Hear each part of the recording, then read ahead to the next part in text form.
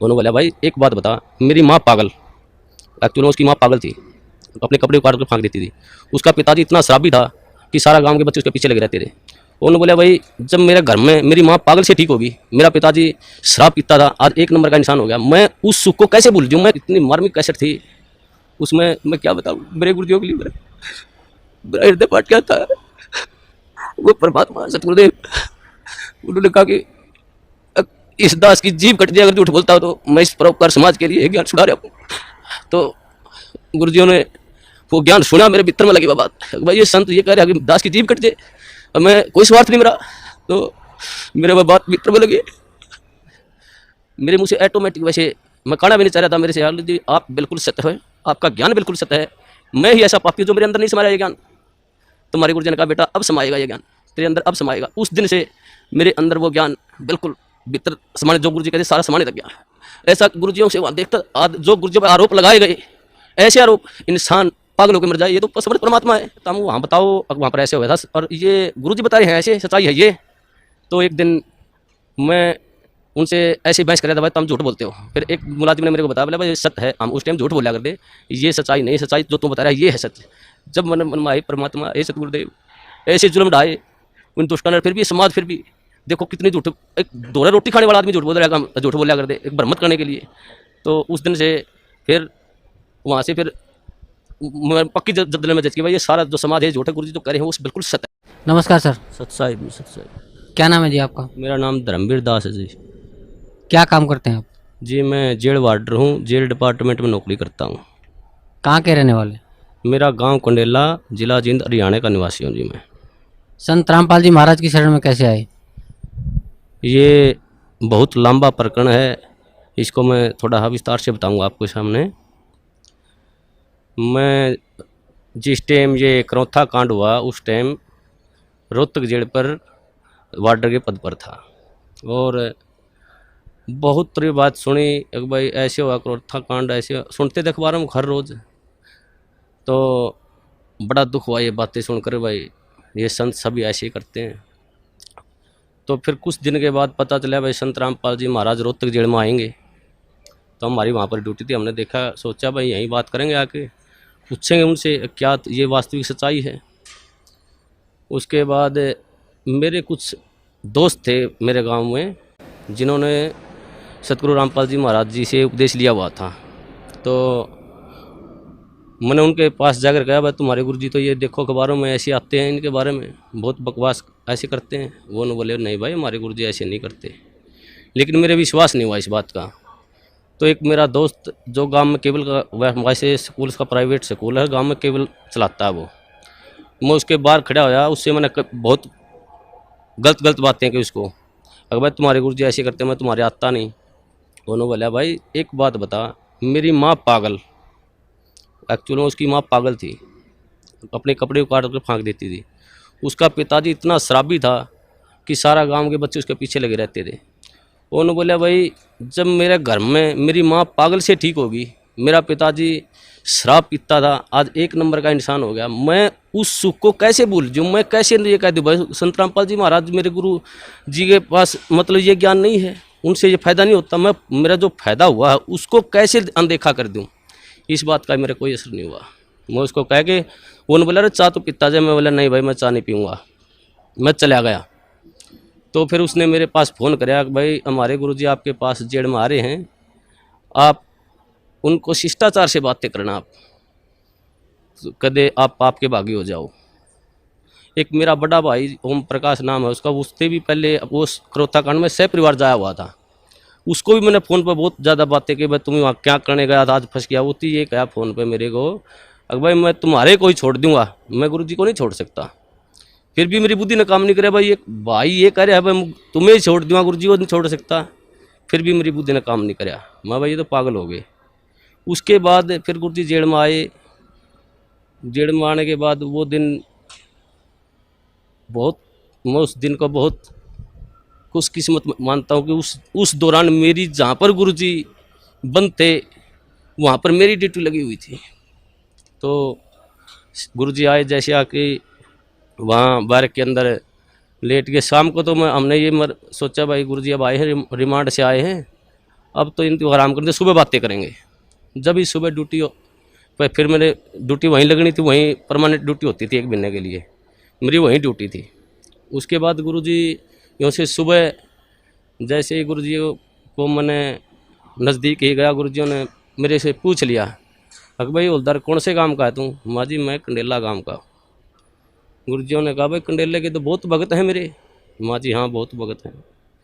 हाँ, गुरुजी संत रामपाल जी महाराज ने मेरे ही बड़े भाई का नाम ले दिया। अब एक ओम प्रकाश है भाई मेरा कंडेला का बहुत बढ़िया भगत है। देखो कितनी अखबार में कितनी सुनने के कारण मैं अपने भाई को मना कर दिया कि मैं नहीं जानता।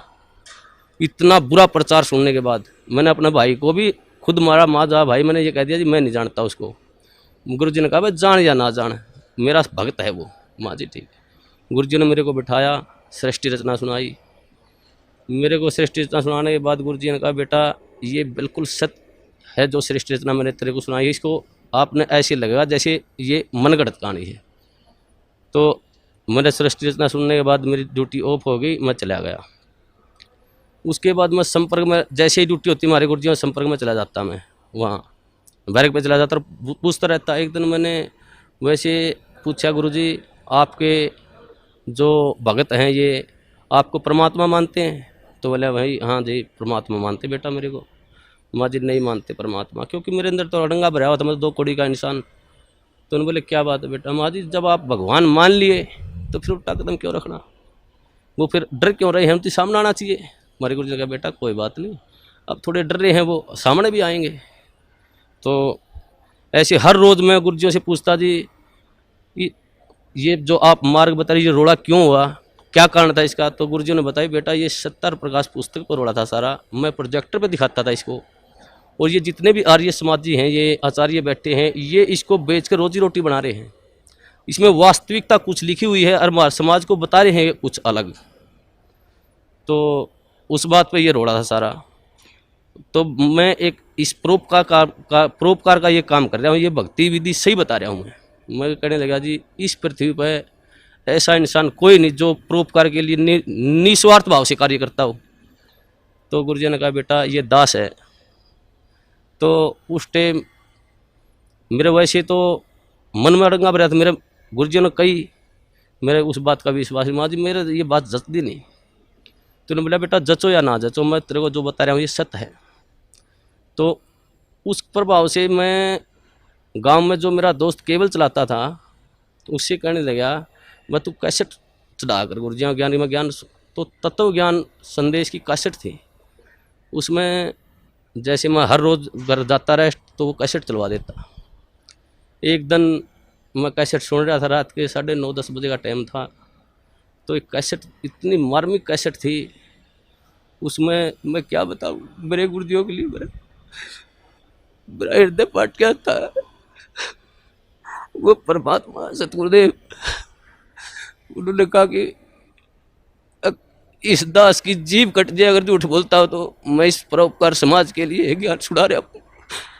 तो गुरुजियों ने वो ज्ञान सुना, मेरे भीतर में लगी वह बात, भाई ये संत ये कह रहे हैं कि दास की जीभ कट जाए, और मैं कोई स्वार्थ नहीं मेरा।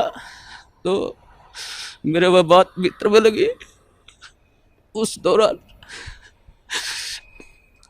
दौरान फिर मैंने वो बात गुरुजियों से कही, माँ गुरुजी ऐसे ऐसे कैसेट सुनी आपकी, बहुत निर्मल ज्ञान है। फिर मेरा जो भीतर अड़ंगा भरा हुआ था वो बार बार फिर वो वापिस हटा देता था उस ज्ञान को। एक दिन रात को 2 बजे मेरी ड्यूटी थी, मैं गुरुजियों के पास गया तो गुरुजियों ने फिर बिठा के मेरे को कहा बेटा ऐसी भक्ति करनी चाहिए परमात्मा की। तो गुरुजियों ने जो सुनाया सारी भक्ति बताने के बाद कहा बेटा आज तेरे कुछ समझ में बात। मेरे मुंह से ऑटोमेटिक, वैसे मैं कहना भी नहीं चाह रहा था मेरे से, यार जी आप बिल्कुल सत्य है, आपका ज्ञान बिल्कुल सत्य है, मैं ही ऐसा पापी हूँ जो मेरे अंदर नहीं समा रहा ये ज्ञान। तो हमारे गुरुजी ने कहा बेटा अब समाएगा ये ज्ञान तेरे अंदर, अब समाएगा। उस दिन से मेरे अंदर वो ज्ञान बिल्कुल भीतर समाने, जो गुरुजी कहते सारा समाने लग गया। एक दिन जैसे ही गुरुजी ऐसे घूम रहे थे, मैं भी वहाँ पर बैठा, जब लोग मैंने उपदेश नहीं लिया था, मैं वैसे ज्ञान सुनता था मैं। तो एक भक्त ने एक जैसे मुलाजिम आया, मेरे साथ का साथी, उसने आते ही गुरुजियों से कहा, हंसते हुए कहा, अक जी आपको तो मिट्टी में मिला दिया। हमारे गुरुजी ने कहा, हाँ बेटा मिट्टी में मिला दिया भाई। लेकिन ऐसा उदाहरण दिया हमारे गुरुजियों ने एकदम से सटीक, भाई जमींदार 40 किलो अन्न मिट्टी में मिलाता है, 70 मन उठा के ले जाता है वहाँ से। वैसे तो इस पृथ्वी पर संत आता वो जेड़ मारना नहीं चाहिए वैसे तो, लेकिन इस संत को, इस दास को याद कराया करेंगे कि उन दुष्ट आचार्यों ने अपनी रोजी रोटी के लिए ऐसे संत को, जिसकी आंखों में बिठाकर पूजा करनी चाहिए, उसको जेल में डलवा दिया। ऐसा मार्ग जो पृथ्वी पर संत रामपाल जी महाराज जी चला रहे थे, उस मार्ग को लगभग 2.5 वर्ष के लिए बंद करवा दिया। ऐसा मार्ग, हे परमात्मा, ऐसा गुरुजियों से वहाँ देखता, जो गुरुजियों पर आरोप लगाए गए, ऐसे आरोप, इंसान पागल होकर मर जाए, ये तो समर्थ परमात्मा है। इन्होंने तो वहाँ पर इतनी भी शकीन नहीं थी इनके, हर बार ऐसा निर्मल ज्ञान, ऐसा प्यारा ज्ञान। फिर उसके बाद हम गुरुजियों से मैं कहता हूँ, गुरुजी नाम उपदेश देवदास को, तो मेरे गुरुजियों ने मेरे को मना कर दिया कि बेटा अभी नहीं, आप और थोड़ा समझो ज्ञान को, और थोड़ा ज्ञान को समझो, उसके बाद लेना गया आप उपदेश। मैं घर जाता, कैसेट चलवा लेता, मेरे जो दोस्त था उससे, भाई कैसेट चला गुरुजियों की, वो कैसेट मैं सुनता रहता। तो जैसे मेरी भक्तमती थी, मेरी घरवाली थी, वो मैं बाहर जाता तो ऑफ कर देती चैनल को, दूसरा लगा। मैं कहता जी आप इसको बंद मत करो, ये मैं सुनता हूँ, आपने नहीं सुनना तो आप आराम से वो करो। तो मैं हर रोज़ सुनने लगा गुरुजियों का ज्ञान, तो वो मेरे भीतर समाता गया। उसके पश्चात कई बार गुरुजियों से वहाँ पर जेल के अंदर, जैसे मैं गुरुजियों से बताता, गुरुजी आपके ये सत्संग सुना मैंने, तो गुरुजी फिर दोबारा बताते मेरे को। तो ऐसे होते होते लगभग 6 महीने चले गए, और 1 साल से ऊपर, लगभग 1.5 साल गुजर गया। फिर मेरी ड्यूटी प्रशासन ने मेरे को क्या कराया कि ये तो संत रामपाल जी को मिलने जाता है, इसकी ड्यूटी बाहर लगा दो जेल से। मेरी ड्यूटी बाहर लगा दी गई। बाहर लगाने के बाद अंदर मेरे को जाने नहीं दें, ज्ञान और नाम उपदेश मेरे को मिला नहीं। एक दिन वैसे गुरुजी, सोमवार का दिन था, 24 अगस्त को 2 बजे गुरुजी मुलाकात पर आए हुए थे। उन्होंने आने के बाद मैं जैसे ही मौका लगा कर डोडी में चला गया, और मैंने ऐसे गुरुजियों की तरफ ऐसे आदर भाव से प्रणाम किया। गुरुजी ने इशारा कर दिया मेरी तरफ, बेटा इधर आ जाए। मैं चला गया। जाते ही परमात्मा ने, सतगुरुदेव रामपाल जी महाराज ने मेरे को नाम उपदेश दिया और कहा, बेटा बाहर जल और मिश्री ले लेना, भक्तों को कह देना। वो दिन है, मेरे को उस दिन से ऐसे नाम उपदेश मिला। तो हमारे नाम उपदेश लेने के पश्चात जो प्रशासन था, जेल प्रशासन, सभी मुलाजिम, सुप्रिटेंडेंट, सभी हमारे खिलाफ, 2-4 और दोस्त थे मेरे साथ, कई और दोस्त थे जिन्होंने साथ में नाम लिया था। तो प्रशासन खिलाफ हो गया। उन्होंने एक दिन हमारे को बुलाया और कहा, भाई आप वर्दी में लेटते हो, यहाँ उस रामपाल के चरणों में पड़ते हो, आप यहाँ पर सारा प्रशासन ये महसूस करते हैं, बेइज्जती महसूस करते हैं। हमने कहा जी परमात्मा की बातें हैं, हम तो कौन कहने वाले हैं। परमात्मा ने की दास है, सतगुरुदेव रामपाल जी महाराज की दास है। मैंने जेल सुप्रिटेंडेंट को कहा, जी आप जिस वक्त ड्यूटी पर आते हो, आप परमात्मा को मानते हो? तो वो कहने लगे, जी मैं मानता हूँ। उस सुप्रिटेंडेंट को मैंने कहा कि जी आप जब घर से आ रहे हो तो रास्ता मंदिर पड़ता हो, तो आप वहाँ झुको नहीं गए, उसके प्रणाम नहीं करोगे? जी बोले, भाई मैं करके आऊँगा प्रणाम। तो मैंने कहा, जी हमारे तो परमात्मा सतगुरु रामपाल जी महाराज है, मंदिर भी हमारे, तो ये सब कुछ ही है जी, हम नहीं रुक सकते जी, हम प्रणाम करेंगे ही करेंगे। आप हमारे को सस्पेंड करो, डिसमिस करो, कुछ भी करो। तो वो बोले, भाई ठीक है, तुम नहीं मानते तो करते रहो। तो ऐसे ही सारा प्रशासन का ये सिस्टम चलता रहा जी। उसके पश्चात जिस टाइम ये क्रोथा कांड हुआ, उसके पश्चात जब ये क्रोथा कांड हुआ था, हमारे पास डीसी ऑफिस से और एसपी ऑफिस से 2-4 मुलाजिम आते थे जेल पर, वहाँ पर पुलिस के। तो हम उनसे पूछते थे, भाई वहाँ पर क्रोथा कांड ऐसे हुआ, आप वहाँ थे, मौजूद थे वहाँ पर? वो कहते थे, भाई हम वहाँ पर मौजूद थे, ये बातें सारी सच्चाई हैं। तो ऐसे वो हमारे को बता करते कि दोस्तों साथ में उठते बैठते खाते पीते थे वहाँ पर। फिर जब हमें ज्ञान हुआ, गुरुजियों ने बताया, भाई ये सौदा अलग था, सत्यार प्रकाश का रोड़ा था, सच्चाई ये है। तो फिर हम उसे बहस करने लगे, भाई तुम वहाँ बताओ, वहाँ पर ऐसे हुआ था और ये गुरुजी बता रहे हैं ऐसे, सच्चाई है ये। तो एक दिन मैं उनसे ऐसे बहस कर रहा था, भाई तुम झूठ बोलते हो। फिर एक मुलाजिम ने मेरे को बताया, बोला भाई ये सत्य है, हम उस टाइम झूठ बोलिया कर दे, ये सच्चाई नहीं, सच्चाई जो तू बता रहा है ये है सत्य। जब मन में आए परमात्मा हे सतगुरुदेव ऐसे जुल्म ढाए उन दुष्टों ने, फिर भी ये समाज फिर भी देखो कितनी झूठ, एक दोहरा रोटी खाने वाला आदमी झूठ बोल रहा है, हम झूठ बोलिया कर दे एक भ्रमत करने के लिए। तो उस दिन से फिर वहाँ से फिर पक्की दिल में जज की भाई ये सारा जो समाज है झूठ है, गुरुजी जो कह रहे हैं वो बिल्कुल सत्य है। उसके पश्चात हम गुरुजियों के साथ रहते थे, जाते थे, प्रणाम करते थे। प्रशासन हमारे खिलाफ हो गया, प्रशासन ने हमारी ट्रांसफ़र करवा दिया अम्बाड़ा, भाई तुम अम्बाड़ा चले जाओ कहने लगे वो।